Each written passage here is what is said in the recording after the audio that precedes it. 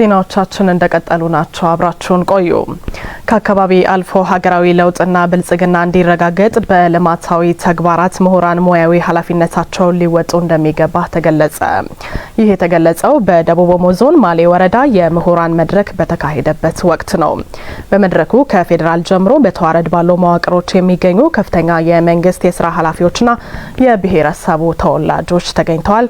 ተጨማሪውን ያደረሰን ተመስገን አበራ ከጂንካ ቅርንጫፍ ጣቢያችን ነው።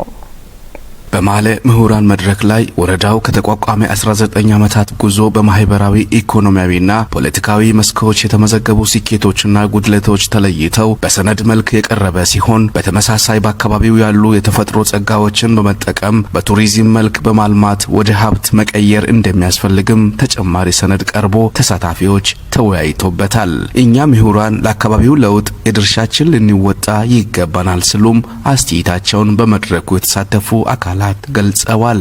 ሳይማሩ ያስተማረን አባቶቻችን፣ እናቶቻችን፣ እህቶቻችንና ወንድሞቻችን ማረም ያለብን የዚህ አመለካከት ተሸካሚ ካለ ማረም ያለብን እኛ ሆነን ሳለ እኛ ግን የዚህ አመለካከት ዋና ተሸካሚና ሆስት ሆነን እንገኛለን። ለምንድን ነው ይሄ የሆነው? ይሄ አመለካከት ነው መጀመሪያ መስፈር አለብን። በጤናው ልማት እናቶቻችን አባቶቻችን በማከም በትምህርት ልማት ወንድሞቻችን እህቶቻችንን በማስተማር ታናሾቻችንን በማስተማር ልጆቻችንን በማስተማር የተሻለ ነገር የምናሳይ መሆን አለበት። ማይኒንግ ላይ ማሌ ወረዳ ከፍተኛ ፖቴንሻል ነው ያለው።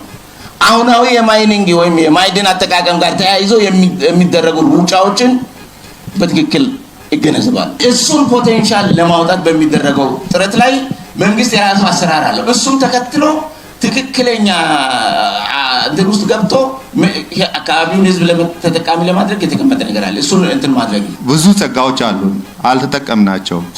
አንደኛ የተማረው የሰው ኃይል ነው። ወጣት ብዙ በርካታ ሊሰራ የሚችል ኃይል አለ። በርካታ ምሁራን አሉ። እነዛን እንዴት ልንጠቀም እንችላለን? አሁን እዚህ ጋር ተመካክረን የሆነ ነገር ላይ መድረስ አለ። ሚዲያ ነው። ሚዲያ በሁለት ጎኑ ነው የማየው። አንደኛ ጥሩ ነገሮች አሁን የተባሉ የወረዳ ጸጋዎች በራሳችን ፔጅ በመንግስት ሚዲያ ብናስተዋውቅ የበለጠ ለዓለም ባህልን ያስተዋውቀን፣ ባህሏን ያስተዋውቀን፣ የቱሪስት መስህቦችን ያስተዋውቀን ምንሄድበት ሚዲያ ነው። ሶሻል ሚዲያዎችን ነው ተጠቅመን ነው። ግን በኔጌቲቭ ወረዳችን በሚጎዳ መልኩ በማይጠቅም መልኩ ጽሁፎችን የምንጽፍ ከሆነ ይሄ ደግሞ ይህ መደበኛ ሆኖ ወረዳ እየሰራ ያለው ልማት የሚያደናቅፍ የሚሆንበት ሁኔታ አለ። ሊኖል በአገራችን ያለውን የምሁራን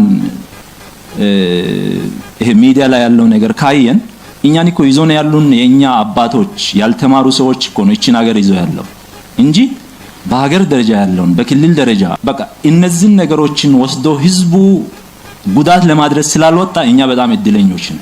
የሰፈር የአካባቢያዊነት የጎጠኝነት ሐሳብ ሁላችን እንውጣ። ገንቶ የኔ ነው፣ ባላ የኔ ነው፣ አሸከር የኔ ነው፣ ጉዶ የኔ ነው፣ ይሄ የኔ ሰፈር ነው፣ ያ የሌላ ሰፈር ነው የሚባል አስተሳሰቦችን ሁላችን መውጣት አለብን። ስፔሻሊ የተማርን ልጆች በመድረኩ ተገኝተው የአካባቢውን ጸጋ ወደ ቱሪዝም በመቀየር የሀብት ምንጭ ማድረግ እንደሚቻል ሰነድ ያቀረቡት የኢትዮጵያ የመድኃኒት አቅራቢ አገልግሎት ድርጅት ምክትል ዋና ዳይሬክተርና የማሌ ብሔረሰብን በመወከል የህዝብ ተወካዮች ምክር ቤት አባል አቶ አቅናው ካውዛ በየአካባቢው ያሉ እምቅ የተፈጥሮ ጸጋዎችን መጠቀም ያስፈልጋል ብለዋል። የጋራ ይሄ ወረዳ መቀየር አለበት፣ መልማት አለበት፣ መበልጸግ አለበት የሚለው ላይ ማግባባት ችለናል። ሌላው እንግዲህ ፖቴንሻላችን ደግሞ ምንድነው? ብልጽግናን ስናስብ ዋናው አቅም ከላይ የሚመጣው አይደለም።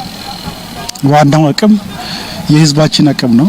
ዋናው አቅም ወረዳ ውስጥ ያለው ፖቴንሻል ነው ማለት ነው። እንግዲህ ህዝብ ነው አገርን የሚቀይረው ካለን ወረዳ ውስጥ ያለው ህዝብ አነቃንቆ ወደ ስራ አስገብተው ለዛ ደግሞ ሲቪል ሰርቫንቱም አንዳንድ አሪያ መሆን ይፈልጋል። ማለት እንደምታውቁት ደቡብ ክልል አሁን ባለው አድሪያት ውስጥ ነው የሚገኘው።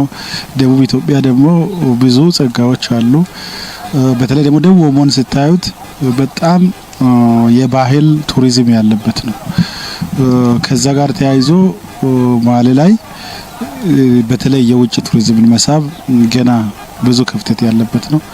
ይሄንን ተከትለው ይሄንን ለመሳብ ምን አለን የሚለውን አብረን እንግዲህ ለማየት ሞክረናል። በቀረበው መሰረት በተለይ ተፈጥሮ የቸረን ብዙ ጸጋዎች አሉ። ስለዚህ እነሱን ተጠቅመን መለወጥ አለብን የሚል ማሳብ ነበር ማለት ነው። የደቡብ ኦሞ ዞን ዋና አስተዳዳሪ አቶ ማይከል ማሊኮ በአካባቢው ያሉ ልማታዊ ክፍተቶችን ለመሙላት በአንድነት ልንነሳ ይገባናል ብለዋል። መንገድ ጥያቄ አለ፣ የውሃ ጥያቄ አለ፣ መብራት ጥያቄ አለ፣ ኔትወርክ ጥያቄ አለ። ያመረተውን ምርት ተመጣጣኝ የሆነ ገበያ አቅርቦ መሸጥ ይፈልጋል፣ ማደግ ይፈልጋል፣ መለወጥ ይፈልጋል። ልጁን አስተምሮ ተሻለ ደረጃ እንዲደርስ ይፈልጋል። ስለዚህ እነዚህን ፍላጎቶችን ለማሟላት የኛን አንድነት፣ አብሮነት፣ መቀናጀት፣ መደማመጥ፣ መከባበር የሚያስፈልግበት ወቅት ስለሆነ ህዝባችንን እንቀይር፣ ወረዳችንን እንቀይር፣ አካባቢያችንን እንቀይር።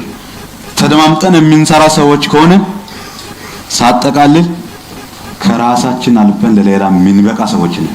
ምሁራን በየጊዜው በመመካከር ችግሮችን በመፍታት ለተሻለ ለውጥ የድርሻቸውን እንዲወጡ የጠየቁት ደግሞ የማሌ ወረዳ ዋና አስተዳዳሪ አቶ አልጋጋ ባሌንሴ ናቸው።